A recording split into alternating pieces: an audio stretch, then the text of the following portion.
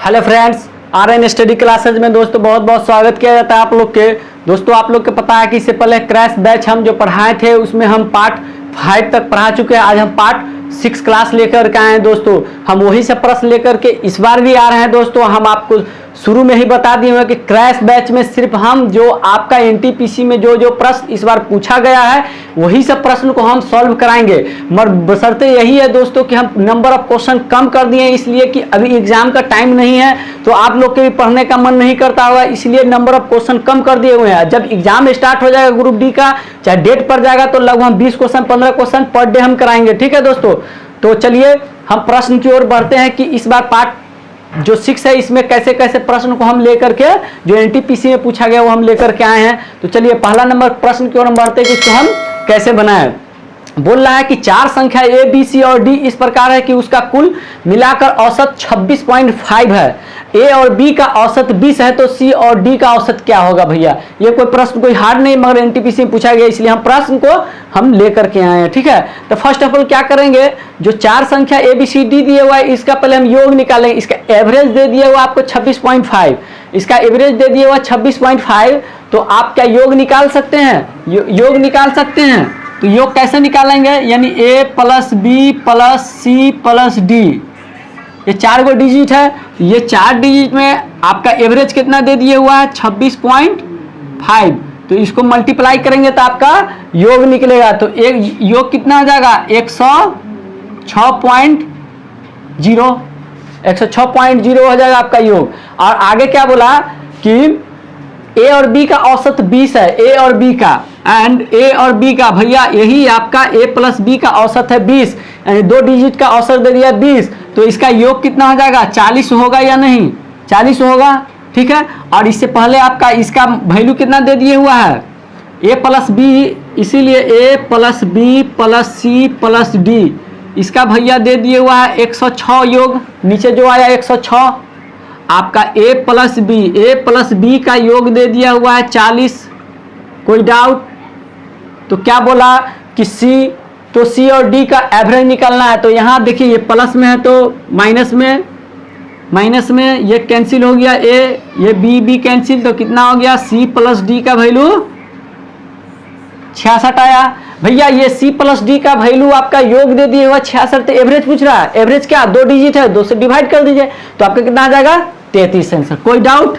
तो आपका एवरेज कितना हो जाएगा भैया, एवरेज कितना हो जाएगा 2 डिजिट है, 2 से डिवाइड कर दीजिए तो 33। कोई एनी डाउट, कोई प्रॉब्लम। तो आपका 33 आंसर हुआ। देखिए कोई ये प्रश्न जो आप बना रहे हैं क्या, ये आपको एग्जाम में लगभग 1.5 मिनट या 1 मिनट में ये प्रश्न सॉल्व हो जाएंगे। ठीक है, तो यही सब प्रश्न दोस्तों इस बार पूछा गया, आप घबराइए नहीं। आपका भी ग्रुप डी में नंबर ऑफ क्वेश्चन रहेंगे कुछ भी, मगर प्रश्न थोड़ा नॉर्मल रहते हैं। ठीक है, हर एग्जाम में मॉडरेट प्रश्न रखा जाता है, इसलिए कि बच्चा घबरा नहीं। शायद कभी कभी पेपर जो होते हैं कि उसमें दोस्तों आपको हार्ड क्वेश्चन सेट कर दिया जाता है, मगर उसका भी फायदा आप लोग को मिलता है।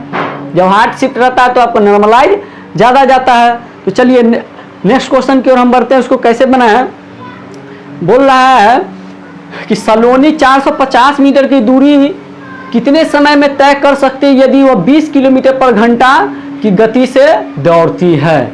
भैया आपसे पूछ रहा है इसका टाइम कितना लगेगा, जब उसका टाइम कितना लगेगा जब उसका दूरी दे दिया हुआ है और चाल दे दिया हुआ है। ठीक है, दूरी और चाल दे दिया हुआ है तो समय बराबर क्या होता है दूरी बटा चाल, दोनों तो दे दिया। टाइम बराबर समय बराबर दूरी बटा चाल होता है। दूरी कितना है आपका 450 और चाल कितना है 20, मगर बशर्ते ये आपका मीटर में दिया हुआ है। ठीक है, ये किलोमीटर पर घंटा में, तो इसको किलोमीटर पर घंटा को मीटर पर सेकंड में चेंज करने के लिए 5/18 से मल्टीप्लाई करते हैं, तो 5/18 लिख दिए।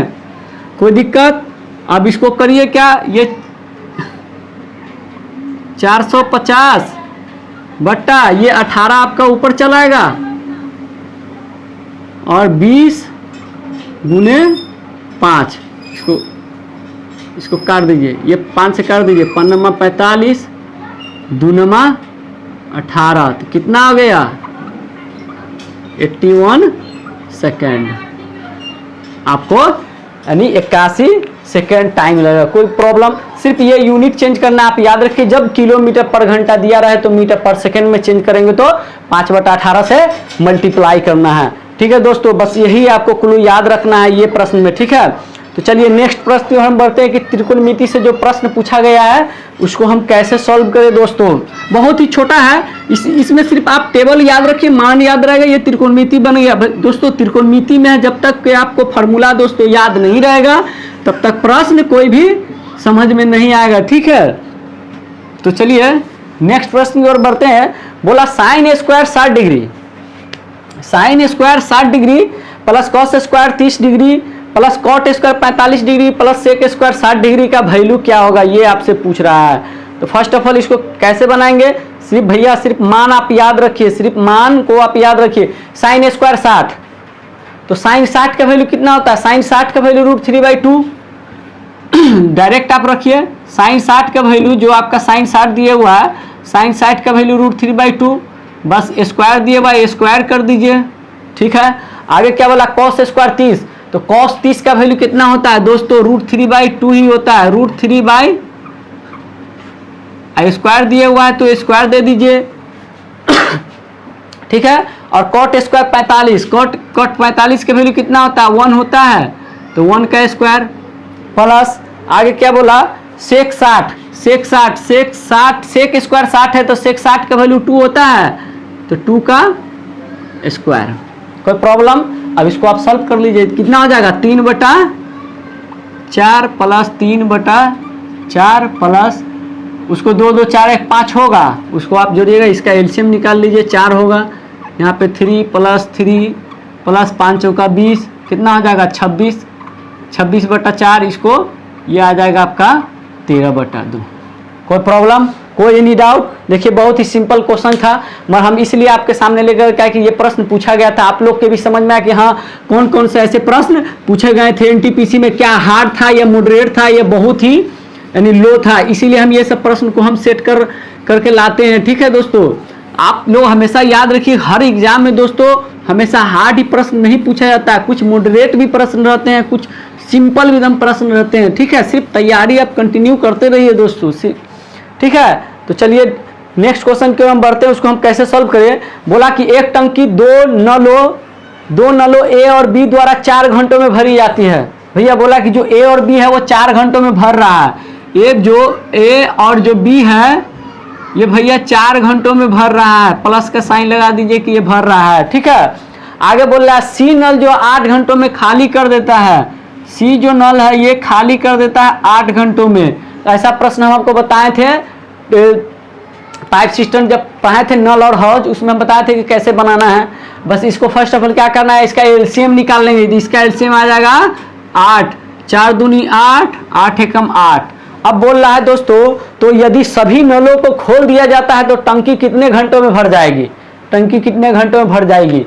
तो ये देखिए ये तो भर रहा है और ये 1 के स्पीड से खाली कर रहा है, तो 2 में से 1 घटाएंगे तो +1, तो क्या ये 1 के स्पीड से भरेगा, तो कितने देर में भरेगा भैया, 1 के स्पीड से भरेगा तो आपका टोटल यहाँ पे 8 दिया हुआ था, 8 से इसमें 1 से इसमें डिवाइड कर दिए तो 8 एकम 8 घंटा।